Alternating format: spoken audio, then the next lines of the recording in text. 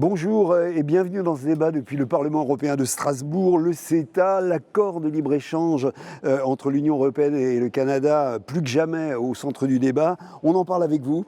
Merci d'être ici autour de cette table. Sujata Day, vous êtes canadienne. Vous êtes responsable des questions de commerce international et membre du Conseil des Canadiens. Dans quelques instants, vous allez nous expliquer un petit peu tout ça. Emmanuel Morel, vous êtes député européen, socialiste et démocrate. Bonjour, merci à vous également d'être là. Et Patrick Le Yarrick, vous êtes également député européen, membre de la gauche unitaire européenne, gauche verte nordique. Alors, je commence donc du coup tout de suite avec vous, Sujata Day. Quelle place occupe le CETA? On parlera tout à l'heure de la manière dont il est perçu ici en Europe, bien entendu, le débat. Mais quelle place occupe ce débat au Canada aujourd'hui? Est-ce qu'on en parle? Est-ce qu'il y a un débat public autour du CETA? Il y a un débat public sur CETA, mais ce n'est pas si prononcé comme en Europe. Ce qui est vrai, c'est que la plupart de la société civile, des syndicats, soit au Canada, soit au Québec, sont contre. On a beaucoup parlé parmi des agriculteurs, surtout dans les industries de gestion couvertes par la gestion de l'offre, qui est les volailles, le poulet, les œufs. Ils sont un peu inquiétés, mais c'est évident que dans le média canadien, on n'est pas peu souvent entendu. Il y a des débats entre les experts ou entre les grands commerces. Et notre voix, même si c'est répandu parmi pratiquement tous les groupes sociaux, il n'y a pas, c'est pas si fort comme ici avec les manifs qu'on voit ici. D'accord. Alors vous-même, vous faites partie d'une association, d'une très importante association. Expliquez-nous un petit peu. Oui, je suis partie du Conseil des Canadiens. Nous sommes un organisme qui est fondé dans le foulée de l'accord entre les États-Unis et le Canada, le premier accord de libre-échange en 1988. Et ça, c'était un débat super important au Canada. C'était vraiment la question de l'élection fédérale de ce moment-là. La plupart des gens ont voté pour des partis qui ne soutiennent pas cet accord-là, mais puisque nous avons un système pas proportionnel, mais on a un système de pluralité de vote, c'était accepté. Alors, depuis ce moment-là, avec l'ELENA, on a vu une stagnation des salaires. On va y revenir tout à l'heure en débat sur le... Oui, puisque vous avez cette expertise, ça fait 15 ans maintenant que l'ELENA a été signé, presque 15 ans. Oui. Donc, vous avez effectivement un certain nombre de choses très importantes à nous dire sur la manière dont ça s'est déroulé. Qu'est-ce que vous avez observé au cours de ces 15 années depuis la signature de cet accord qui concerne les États-Unis, le Canada et le Mexique, le nord européen. Alors, le débat sur le CETA, on revient un petit peu à l'Europe là, mais vous allez évidemment nous parler du Canada, bien sûr. Il y a eu une très forte résistance citoyenne à travers l'Europe, notamment en France, il faut le dire. Ce débat vient de connaître un regain de popularité avec le refus du Parlement de Wallonie et de Wallonie-Bruxelles de donner sa signature à cet accord. Alors, il faut quand même voir comment on leur est tombé dessus aux Wallons. Hein. Je veux dire, ils ont subi des pressions, le Parlement, Paul Magnette, le ministre-président de la Wallonie, alors même qu'on ne peut pas dire que les parlements européens aient été jusqu'à maintenant beaucoup associés à ce débat sur le CETA. Alors, j'ai envie de vous poser une question. Est-ce que finalement, c'est pas ça la première objection concernant le CETA, cette sorte de déficit démocratique, cette sorte d'opacité qui l'entoure et qui fait que dès qu'on en parle, on a l'impression qu'on dérange ceux qui sont à l'intérieur. Est-ce que vous sentez, est-ce que c'est pas ça fondamentalement l'un des problèmes que fait apparaître cette histoire de Wallonie, de Parlement wallon? Si, vous avez raison, il y a une chose qui est sûre, c'est que quand un tout petit pays, comme le Luxembourg par exemple, empêche toute avancée en matière d'harmonisation fiscale. Par exemple. Ou quand un tout petit pays de l'Est, par exemple, empêche toute avancée en matière d'harmonisation sociale, vous n'avez pas cette émotion qu'il y a là, tous les dirigeants qui montent au créneau pour expliquer que c'est très important de signer le CETA maintenant tout de suite. Les médias, hein, et beaucoup d'éditorialistes, en expliquant que les Wallons sont irresponsables. La vérité, c'est qu'évidemment, les intérêts qui sont défendus dans un accord de libre-échange comme l'est le CETA, on voit très bien lesquels ils sont. C'est essentiellement ceux des grandes entreprises qui ont intérêt au libre-échange. Maintenant, d'abord, il serait malhonnête de dire, que les Wallons n'avaient pas prévenu. Ça fait plus d'1 an qu'ils avaient envoyé un certain nombre de remarques à la Commission européenne. La deuxième chose, c'est que la position des Wallons reflète la position de beaucoup de nos concitoyens, mais aussi d'élus. siège avec Patrick dans la commission commerce international, on est très nombreux à avoir alerté la Commission européenne sur les risques que comportait un tel accord. Mais il a été négocié, puisque c'était voulu par le mandat précédent, il a été négocié dans une totale opacité. Nous l'avons découvert quand nous avons reçu les 1800 pages du texte, en anglais dans un premier temps, très technique, puis en français, où on a pu constater, je pense, en étant assez objectif, qu'il y avait certes des opportunités pour les Européens, mais aussi beaucoup de risques et beaucoup de menaces. Et donc, de ce point de vue-là, l'attitude de certains par rapport à la Wallonie est inacceptable et pose quand même un problème démocratique. C'est-à-dire que dès qu'un peuple ou un parlement émet un certain nombre de doutes, de circonspection ou demande des progrès, eh bien on lui tombe dessus, comme vous dites.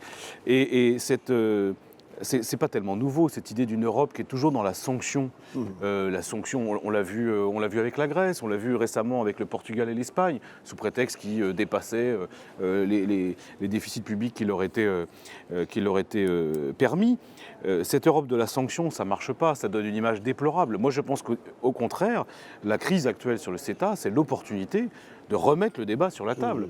On l'avait déjà sur le TTIP, mais le TTIP, par définition, il n'est pas signé, il n'existe pas. Il est encore en négociation. Là, le CETA, on a un texte. Il faut qu'on l'étudie, il faut qu'on pose des questions. Et puis, si on ne répond pas à ces questions, qui sont des questions très importantes pour les gens, il ne faudra pas le ratifier. Alors, des déficits démocratiques aussi, opacité, c'est ça aussi que vous diriez, Patrick Le Yarrick, dans cette séquence très, très particulière où on sent une espèce de stress un peu artificiel créé par toutes les forces dont parlait il y a quelques instants Emmanuel Morel? Oui, ça n'a jamais été mis en débat parmi les populations. Et aujourd'hui, ce qui est en train de se passer avec cet argumentaire qu'on avait déjà connu en 2005, mais cet argumentaire qui revient comme quoi aujourd'hui l'Union européenne se décrédibiliserait parce qu'elle ne signerait pas ce texte, c'est exactement le contraire qui va se passer. Elle va se décrédibiliser si elle signe ce texte en l'état et si elle n'écoute pas des gens comme M. Magnette. Parce que ne pas tenir compte de l'opinion des gens, ne pas tenir compte des opinions contradictoires, des expertises contradictoires, ne pas tenir compte d'un certain nombre d'avis, par exemple la Cour constitutionnelle de Karlsruhe en Allemagne, qui émet des réserves sur la comptabilité entre ce traité, le droit national allemand et le droit européen. Si on ne veut pas écouter tout ça et on passe en force, c'est ça qui va décrédibiliser encore plus le projet européen qui est déjà mal en point. Je ne dis pas l'Union européenne, je dis le projet européen. Alors on entend, effectivement, vous en citez un, on entend d'autres arguments comme ça, un peu à l'emporte-pièce, notamment, c'est vrai, dans les médias, qui jouent un rôle. Il suffisait de voir la semaine dernière la presse, ne serait-ce que la presse bruxelloise, qui effectivement tirait à boulet rouge contre le Parlement wallon. Tuer le CETA, c'est tuer le commerce international. Vous ne voulez plus de commerce international. Qu'est-ce que vous répondez à ça? Donc c'est absurde. Bien sûr. C'est absurde, c'est-à-dire que le Parlement européen a le dernier mot en matière de commerce international depuis le traité de Lisbonne. Ça, c'est plutôt une bonne chose. Mais en tant que parlementaire, nous avions demandé un certain nombre de conditions. La première condition, c'est de pouvoir, non pas participer aux négociations évidemment, mais avoir régulièrement un certain nombre d'informations sur ce qu'est en train de négocier la Commission européenne en notre nom et au nom des 500 millions de personnes qui sont dans l'Union européenne. Or, sur le CETA, ça n'a pas été fait. Moi, je ne suis pas du tout contre des accords de libre-échange, ça dépend ce qu'il y a dedans. Il y a des accords qui sont équilibrés, il y a des accords qui sont intéressants, et il y en a d'autres qui posent un certain nombre de problèmes et qui comportent de grands risques. Or, sur le CETA, précisément, il y a des risques. Il y a des risques parce qu'on a une vision totalement de libéralisation à tout crin, que ce soit au niveau agricole comme au niveau des services. Au moment où l'Europe rencontre une crise agricole considérable. Je ne sais pas du point de vue du Canada, mais pour nous, c'est le cas. Il y a aussi un questionnement, c'est que même l'étude de la Commission, généralement la Commission est très optimiste, nous dit à horizon 10 ans, c'est la possibilité d'un gain économique pour l'Europe de 0,03 points de PIB. Franchement, ça mérite quand même qu'on pose des questions, parce que c'est quand même pas grand-chose. Et puis enfin, on est instruit par l'expérience. Regardez l'ALENA, l'accord de libre-échange entre le Canada, les États-Unis et le Mexique. Quand ça a été fait, les experts, n'est-ce pas, promettaient 20 millions d'emplois supplémentaires. Où on en est aujourd'hui? On en est très loin. Et au contraire, il y a des emplois qui ont été détruits. Il y a eu une pression vers le bas pour les salaires. tout ça, ça nous inquiète. C'est normal qu'on pose des questions. Mais encore une fois, il y a des accords de libre-échange, quand ils sont bien négociés, ils ont été faits dans une relative transparence et qui ne sont pas motivés uniquement par l'intérêt des multinationales et des détenteurs du capital, parce qu'il y a aussi la question des services financiers dans le CETA qui n'est pas réglée, on peut les accepter. Donc c'est vraiment, je trouve ces caricatures assez insupportables, quoi. Le problème, c'est qu'en fait, dès que les parlementaires jouent leur rôle, le Parlement européen, quand ils posent des questions, qu'ils émettent des doutes et qu'ils sont prêts à voter contre, on leur explique qu'ils vont contre l'Europe. Moi, je vais vous dire, ceux qui vont contre l'Europe, c'est ceux qui foncent dans le mur sans jamais se poser la question de ce que pensent les gens autour de nous. Et franchement, comme le disait très bien Patrick, le projet européen aujourd'hui, il a du plomb dans l'aile. Et si on veut que les gens se réconcilient avec l'Europe, il faut aussi leur montrer que ce qu'on fait, c'est dans leur intérêt. Alors là, dans le CETA, très clairement, c'est pas évident. On va rentrer dans des points un petit peu plus techniques à la suite de ce que vous venez de dire, Emmanuel Morel. Sujatadé, est-ce que... alors vous avez, on l'a dit tout à l'heure, l'expérience d'une quinzaine d'années d'accords de libre-échange conclus entre les États-Unis et le Canada. J'allais dire, quel bilan vous en faites de ces 15 ans? Quels sont les points importants qui vous semblent importants de souligner aujourd'hui dans ce qui s'est passé en 15 ans? C'est intéressant parce qu'il y a beaucoup des études qui viennent de sortir, des études indépendantes sur les futurs CETA, en disant que oui, il y a une croissance économique très faible, mais en même temps, ce n'est pas une croissance qui est égalitaire. Par exemple, dans les années de l'ALENA, on a eu une croissance économique, mais il y a une stagnation des salaires en même temps. On voit aussi, dans le secteur manufacturier, on a perdu 540 000 emplois depuis 2000. Alors, il y a une certaine concentration de la richesse qu'on trouve dans alors, ce n'est pas distribué par tout le monde. Par exemple, quand on regarde dans le secteur agricole, on a perdu 45% de nos fermes, de tel point que maintenant, 50% de nos productions agricoles au Canada, c'est fait par 5% des fermes qui ont des revenus plus qu'1 million de dollars. Alors, ce n'est pas nécessairement des accords qui donnent la richesse à tout le monde. Et ensuite, il y a le règlement pro-corporatif, comme le RDIE, le règlement de différend entre investisseurs et États. Alors, nous, au Canada, on a accepté ça, de devenir partie de l'ENA pour nous protéger des lois en Mexique. Parce que c'est Mexique, c'est un pays sans le même droit que nous. Alors, mais en même temps, parce que nous avons le standard social plus haut, on a été le plus poursuivi. Alors, on est le pays le plus poursuivi dans le monde développé à cause de l'ENA. Il y a de procès en cours. Oui, alors on a 39 poursuites. On a eu 39 poursuites.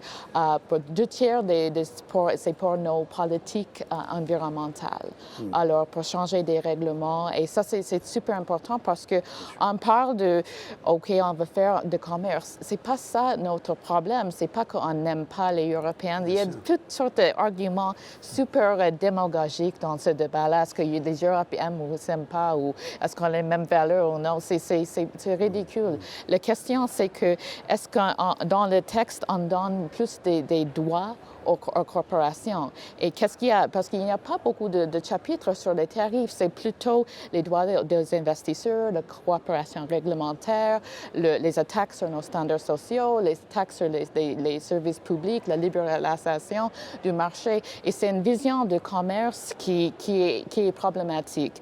Et aussi, c'est intéressant parce qu'on est dans un monde actuellement où 60 personnes contrôlent la richesse, c'est comme moitié de la richesse de la planète. On a des enjeux majeurs sur le climat. Et ensuite, on est dans une situation où le seul droit contraignant qu'on donne dans l'international, c'est aux corporations avec les traités, avec les RDI et autres.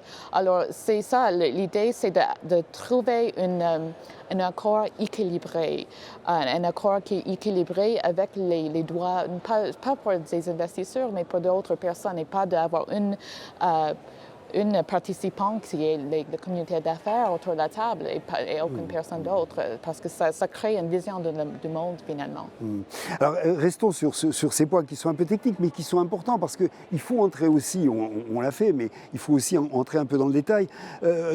Dans les points qui font litige, je parle du CETA à l'heure actuelle, qu'est-ce qui est pour vous le plus contestable finalement dans ce traité? Alors les services publics, on en a parlé, opacité, pouvoir des multinationales, agriculture, environnement, réchauffement climatique, etc.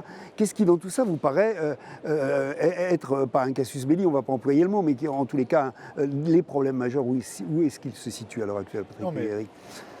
Le problème, c'est la philosophie générale. Nous ne sommes pas dans un accord de commerce. Nous sommes dans un accord qui s'appelle de libre-échange.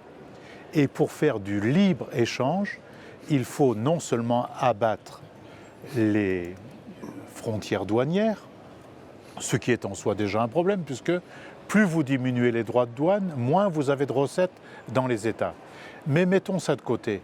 Mais on veut abattre aussi ce qui constitue des barrières non tarifaires. C'est quoi des barrières non tarifaires? C'est tout le droit social, c'est toutes les normes environnementales, sanitaires, alimentaires.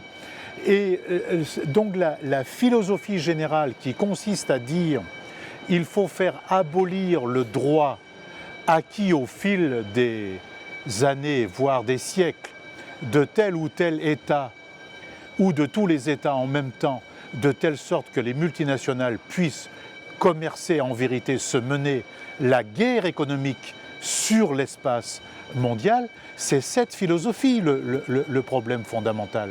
Et après, dans les dispositions techniques, évidemment, dans les dispositions techniques, on a des quotas supplémentaires à accepter de viande porcine ou bovine. On a tout un problème sur les appellations d'origine géographique. On a l'enfoncement littéral des services publics. Et les multinationales à base européenne, elles disent on va pénétrer les marchés publics canadiens. Il faut absolument qu'ils les ouvrent à la barre de fer, et ainsi de suite. C'est-à-dire, c'est une philosophie de guerre économique, ce que nous ne voulons pas. Nous sommes des internationalistes. Nous ne sommes pas comme les Canadiens, contre les Canadiens, et les Canadiens ne sont pas contre nous. La meilleure preuve, c'est qu'on est ensemble dans ce combat-là. Et pour parfaire le tout, c'est quand même qu'on invente quelque chose qui est incroyable, c'est que par-delà le droit de l'Organisation des Nations Unies, celui de l'Organisation internationale du travail, on va maintenant inventer un droit supérieur, le droit des affaires, avec des tribunaux. Ça s'appelle même la Cour des investisseurs, ce qu'on est en train d'inventer. Et donc la Cour des investisseurs, elle poursuivra un État, non pas parce que l'État aura fait une faute, mais parce que ces normes sociales, ces normes sanitaires ou environnementales, eh bien, seront un frein à l'appât de profit de tel ou tel fonds financier ou de telle ou telle multinationale. C'est ça la question de fond qui est posée.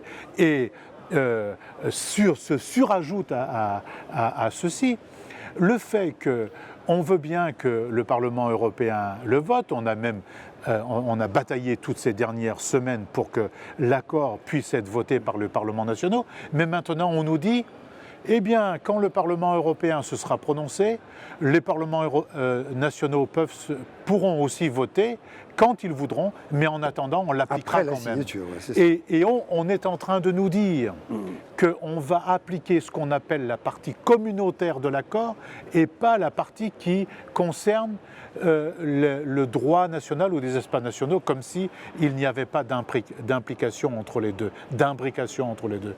Donc le combat qui est en train, le bras de fer qui a lieu en ce moment, c'est un bras de fer pour savoir qui triomphe. Est-ce que c'est la mondialisation ultralibérale qui écrase les gens, qui produit des inégalités comme aujourd'hui, ou si on construit ensemble une mondialisation solidaire, une solidarisation des peuples pour mettre en commun nos services publics, nos savoir-faire et faire des projets nouveaux pour combattre les maladies, pour lutter contre le réchauffement climatique. C'est autre chose, c'est une autre philosophie. C'est votre point de vue aussi, Emmanuel Morel. À quelle hauteur, où est-ce qu'il faut reprendre la question? Moi, je reprendrai votre question très précise qui était de dire où sont les problèmes. Il y a un premier problème, c'est ce qui manque.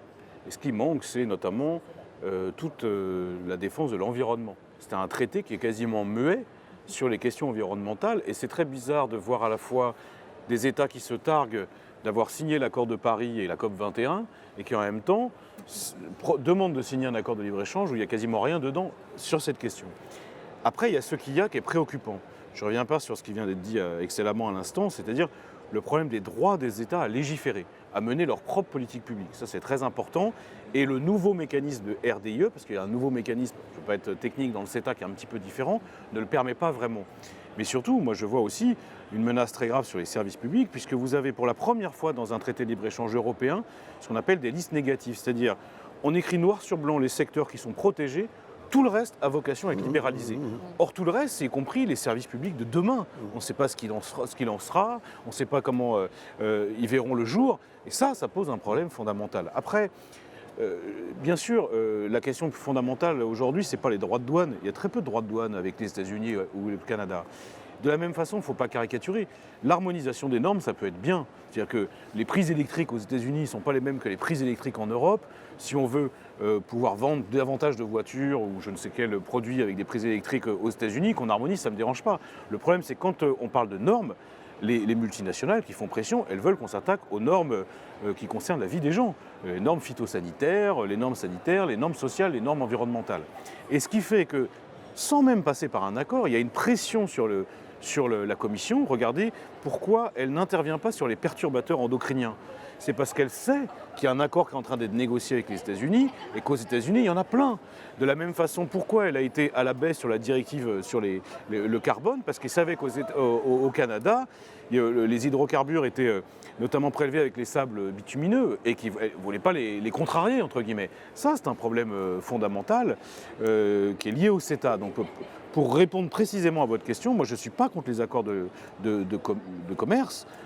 Pas contre le libre-échange, je suis pour le juste échange et surtout pour que le commerce bénéficie aux gens. D'ailleurs, ce qui est très intéressant, c'est que la Commission, je reprends ce que disait Madame très justement, elle dit, bien sûr, peut-être ça nous fera un petit peu de plus de croissance, mais en termes d'inégalité, elles peuvent exploser. À la rigueur, ce n'est pas notre problème. D'ailleurs, la commissaire, elle nous dit ça. Elle dit, c'est pas notre problème, la question des inégalités. Ce qui compte, c'est la production. Le problème, c'est que nous, ça nous concerne, la question des inégalités. Elles explosent en Amérique du Nord, elles sont très fortes en Europe, et précisément, nous, si on se bat, c'est pour qu'elles réduisent. Donc c'est au cœur de nos préoccupations sur les traités de libre-échange. Sujata, c'est important ce qui se passe en Europe pour vous, parce qu'on se rend compte que du côté des multinationales, on communique bien internationalement, ce qui n'est pas forcément très évident. Oui. Du côté des mouvements citoyens, la coordination est moins facile à se faire. Est-ce que ce qui se passe, le débat qui a lieu aujourd'hui en Europe, les mobilisations en Europe ont de l'importance chez vous, pour vous? Est-ce que vous sentez que quelque chose est en train de se passer de ce côté-là? Oui, moi, je travaille sur 2 traités, le PTP et aussi le CETA. Et qu'est-ce que je vois dans le plan global, c'est qu'il y a une opposition dans pratiquement tous les pays grandissants de manière de faire des accords de commerce. Même dans des pays comme Australie ou Japon, où on voit ça vraiment dans le débat aux États-Unis maintenant, dans l'élection. Alors, il y a une autre façon, parce que c'est pas juste d'importer les produits, c'est aussi d'importer des idées. Et on voit avec la CETA, le débat en Europe, ça nous affecte beaucoup au Canada, parce qu'on voit que peut-être il y a moins de certains courants, des idées au Canada, mais quand on voit que les Européens sont en train de gagner, sont en train de mobiliser, sont en train de... C'est pas juste des petites personnes, c'est des politiciens, ce sont des États qui ont des oppositions. Ça aide dans la cause au Canada. Et je pense que c'est juste de temps que finalement... parce que c'est même le IMF maintenant, le FMI annonce qu'il y a un problème de mondialisation. Il dit ça parce qu'il y en a. Ils n'ont pas la même solution que nous, mais en même temps, il y a un problème planétaire. Et à un moment donné, c'est important que la Commission, au lieu de forcer le projet sur des gens ou des élus aussi au Canada, de forcer le projet aux gens, c'est peut-être le temps d'écouter, de dire que finalement, on est dans un temps qui est assez extrême. Et les solutions qu'on propose, ce n'est pas un autre traité qui est dans cette extrémité-là. Et à écouter, qu'est-ce que les critiques ont à dire. Alors, on est dans une situation de crise immédiate, là. Qu'est-ce qui va se passer? Qu'est-ce qui peut se passer? Qu'est-ce que vous préconisez, vous, de votre côté, les uns et les autres? Qu'est-ce qui devrait se passer à partir de maintenant? Patrick Le Yarrick. Ce qui devrait se passer, déjà, il ne faut pas tenir le sommet de signature demain. Alors c'est acquis ça, oui. Comment? C'est acquis ça? Non, c'est loin d'être acquis, puisqu'il y a beaucoup de pression aujourd'hui au sein du Conseil, au sein du Parlement européen, pour qu'on signe quand même sans tenir compte de l'avis de la Belgique, ce qui serait assez grave. Et donc, il faudrait se laisser le temps d'une renégociation en profondeur, comme le propose M. Magnette. C'est-à-dire que, d'abord, on nous a dit qu'on pourrait mettre une déclaration interprétative. À la limite, ceci pourrait être envisagé si elle a la même valeur juridique que le traité lui-même et elle constitue des amendements à un certain nombre de choses, d'excès qui sont dans le texte fondamental, dans le texte qui va avoir force de loi, ce serait possible de se laisser plusieurs mois encore de renégociation, de rediscussion. Mais surtout, il faudrait mettre tout ça au grand jour. Il faut maintenant que les autorités européennes, que le gouvernement français mettent à la disposition des citoyens, au moins dans les mairies en France, ce texte-là avec les opinions des uns et des autres, des opinions qui se sont exprimées à ce propos de telle sorte qu'il y a un débat. Moi, je trouve toujours très curieux qu'on trouve des heures et des heures d'antenne pour faire la politique comme on est en train de la faire aujourd'hui, y compris sur notre service public. Maintenant, il n'y a plus que des candidats à la primaire de droite à la télévision, mais faisons des débats contradictoires à la télévision publique sur le contenu du traité Euro-Canada. Et je pense que ça permettra aux gens d'être éclairés et d'être partie prenante de ce débat. Emmanuel Morel, pour vous, que faire? Ce qui est sûr, c'est qu'il y a la crise. Oui. Et comme le disait très justement Patrick, on a quand même un problème, c'est que les pressions sont telles qu'il y a une tentation chez certains dirigeants de l'Union, de passer outre et de faire comme si de rien n'était, ce qui serait, à mon avis, une catastrophe démocratique supplémentaire. On n'a pas besoin de ça. Donc moi, je dis qu'il y a une crise, et comme dans toute crise, il y a des opportunités. Et la principale opportunité, c'est de tout remettre à plat. À la fois le CETA, parce qu'il faut discuter du CETA, ça vient de très bien dit, mais moi, je pense qu'il faut aller au-delà. Aujourd'hui se négocie dans le plus grand secret un accord sur la libéralisation des services. Ça s'appelle le TISA, négocié en Suisse, avec des conséquences incroyables, si on les laisse faire, sur les services de transport, l'énergie, l'éducation, la santé. Ça aussi, ça mériterait quand même un débat public. La Commission négocie en notre nom. Enfin, je m'excuse, ça concerne le quotidien, le concret des gens. Autre sujet, statut d'économie de marché de la Chine. Si on ne fait rien avant la fin de l'année, la Chine va accéder au statut d'économie de marché. On ne pourra plus lui opposer des barrières anti-dumping, alors que c'est un des pays qui fait le plus de dumping social dans le monde.